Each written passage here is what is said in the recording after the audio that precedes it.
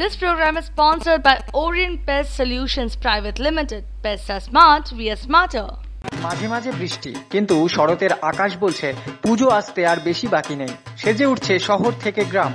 এবছরের ভাবনায় বাংলার ঐতিহ্যকে তুলে ধরেছে বাবুবাগান সার্বজনীন দুর্গোৎসব। বাঁকুড়া, পুরুলিয়া টেরাকোটার কাজে সজ্জিত হচ্ছে মণ্ডপ। প্রস্তুতি পর্বে বোঝা যায় এই বছরের থিমের প্রতিযোগিতাতে সেরা সেরা মণ্ডপকে পেছনে ফেলতে তৈরি বাবুবাগান। লাল মাটির টেরাকোটার শিল্পকলা থাকছে এই মণ্ডপে। স্থাপত্য ও নিদর্শনে ফুটিয়ে তোলা হয়েছে বাংলার সঙ্গীতের ইতিহাস। মণ্ডপের অন্দরমহলে ফাইবারের ওপরে রঙের মাধ্যমে গড়ে তোলা হচ্ছে মাটির আকার। প্রায় রাত দিন ধরে চলছে মণ্ডপ তৈরির প্রস্তুতি। প্রতিমার ক্ষেত্রেও টেরাকোটার নিদর্শন থাকবে। মণ্ডপের ভিতরে ঢুকলে মনে হতেই পারে বাঁকুড়ার কোনো ঐতিহাসিক মন্দিরে প্রবেশ করেছেন আপনি। আমরা বলবো বাংলার মাটিতে সুরের ঐকতান।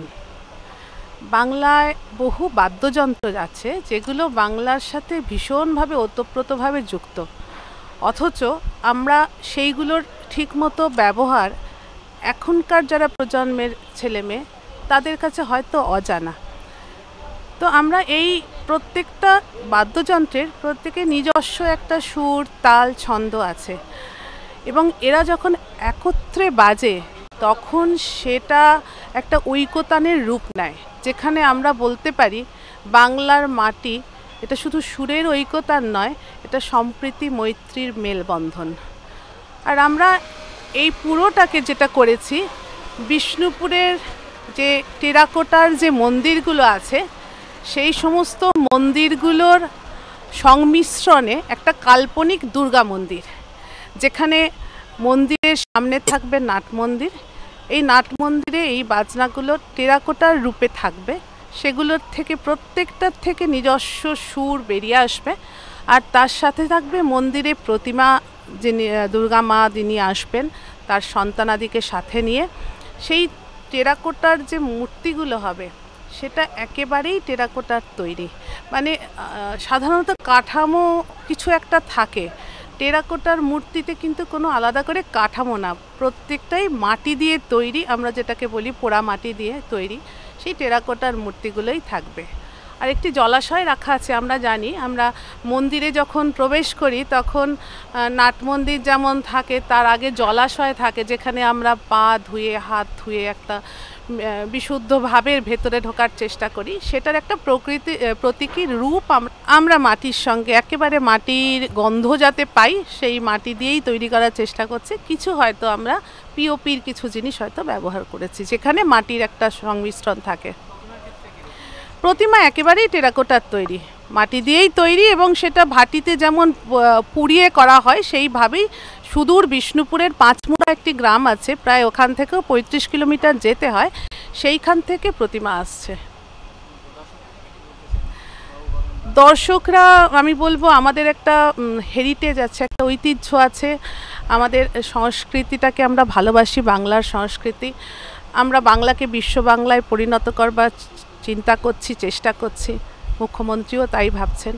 তো আমরা দর্শকদের কাছে এটাই বলবো যে সবাই সেই ব্যাপারটাকে একটু উপভোগ করুন, তাদের নিশ্চয়ই ভালো লাগবে। একটু কালচারের সাথে আমরা চলি না কিছুদিন। আসলে আমি অন্য জায়গার সঙ্গে এই জায়গাটা বলি, সব জায়গায় একটা মুড মিউজিক তৈরি করা হয়, যেটা সামগ্রিকভাবে একটা আবহ, একটা অ্যাম্বিয়েন্স সৃষ্টি করে। এখানে কিন্তু ব্যাপারটা আলাদা। এখানে কিন্তু সঙ্গীতটাকে ধরেই বাকি পুরোটা পথ চলা, এটা একটা উল্টো। এখানে যে সমস্ত কিছু আমাদের একদম মাটির থেকে উঠে আসা যে সমস্ত যন্ত্র বলতে আমি মিউজিক্যাল ইনস্ট্রুমেন্টের কথা বলছি, যেগুলো এখন আমাদের কাছে এখনও জাগ্রত, কিন্তু আমাদের পরের যে প্রজন্ম তাদের কাছে কিন্তু তারা কতটুকু জানে আমার খুব সন্দেহ আছে। যেমন ঢাকের আওয়াজের সঙ্গে বাংলা ঢোলের আওয়াজের যে তফাৎ, সেটা তাদের কাছে কতটা চেনা শব্দ আমার একটু সন্দেহ আছে। বা একতারার সঙ্গে খমকের কি তফাৎ, এই যে আলাদা আলাদা এই যন্ত্রগুলো, বাদ্যযন্ত্রগুলো এখানে সেগুলো ডিসপ্লেড হচ্ছে, সেগুলো দেখানো হবে, এবং সেগুলোও কিন্তু সেই বিষ্ণুপুরের ওই ঘরানায় তৈরি। সেটা একটা অসাধারণ যে জিনিসগুলো আসছে, সেগুলো মানুষের কাছে আমি বলছি, খুব দায়িত্ব নিয়ে বলছি, এই ধরনের কিন্তু স্কাল্পচার মানুষ দেখেনি এর আগে, একেবারে একটা অন্য জিনিস। এবং আমরা মিউজিক্যালি ওটাকে সেইভাবেই এস্টাবলিশ করব যে যখন যে যন্ত্রটা মানুষ অবলোকন করবে তখন তার শ্রবণেন্দ্রিয় কিন্তু ওই শব্দ দিয়েই কিন্তু এনরিচড হবে। এই জায়গাটা আমরা চেষ্টা করছি করার। আর একটা বড় জায়গা হলো, যেহেতু বিষ্ণুপুর ঘরানার ব্যাপার, একদম ঢোকার মুখে একটা আমরা ঐকতান সৃষ্টি করছি। একটা, এটা আমি বলবো Indian orchestra, Indian classical orchestra, যেখানে বিষ্ণুপুর ঘরানার একটা ছাপ থাকবে।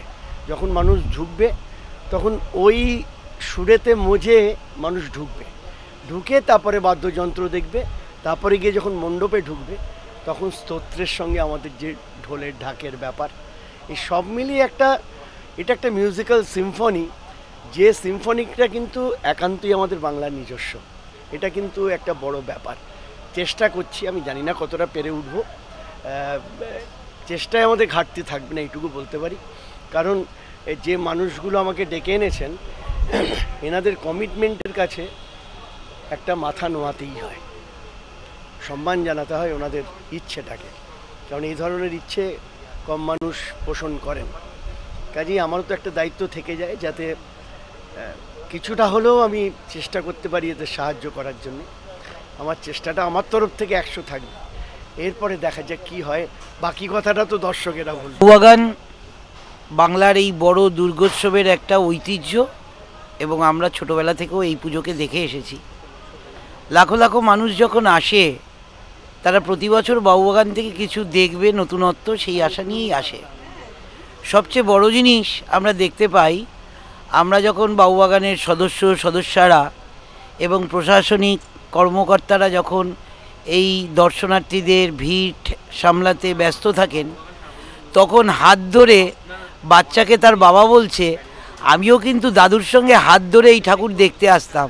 তো কখন যেন তিনিও একজন দর্শক নয়, উনি আমাদের বাউবাগানের সদস্য হয়ে গেছেন।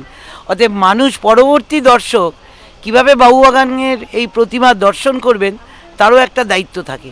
তাই আমরা সেই দর্শকের প্রতি এখনও ভরসা রাখি যে এই লাখো লাখো মানুষ আমাদের মায়ের দর্শন করতে কোনো রকম কোনো অসুবিধা হবে না।